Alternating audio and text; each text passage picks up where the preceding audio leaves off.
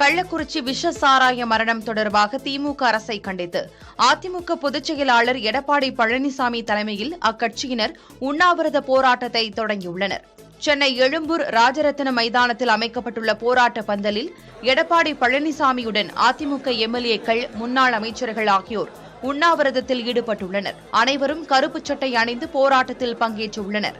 விஷ சாராய மரணத்தை கண்டித்து சட்டப்பேரவையில் தொடர்ந்து அமளியில் ஈடுபட்டதால் கூட்டத்தொடர் முழுவதும் அதிமுகவினர் சஸ்பெண்ட் செய்யப்பட்ட நிலையில் அவர்கள் ஒருநாள் அடையாள உண்ணாவிரத போராட்டத்தில் ஈடுபட்டுள்ளனர். உண்ணாவிரத பந்தலில் 4 பெரிய ஏர்கூலர்களும் 2 சிறிய ஏர்கூலர்களும் வைக்கப்பட்டுள்ளன. பந்தலின் பின்புறம் ஒரு கேரவன் வாகனமும் நிறுத்தப்பட்டிருக்கிறது. 400க்கும் மேற்பட்ட காவல்துறையினர் பாதுகாப்பு பணியில் ஈடுபடுத்தப்பட்டுள்ளனர். இதனிடையே கள்ளக்குறிச்சி கள்ளச்சாராய மரணத்திற்கு பொறுப்பேற்று முதலமைச்சர் மு.க.ஸ்டாலின் பதவி விலக வேண்டும் என தமது எக்ஸ் வலைதள பதிவில் எடப்பாடி பழனிசாமி வலியுறுத்தியுள்ளார்.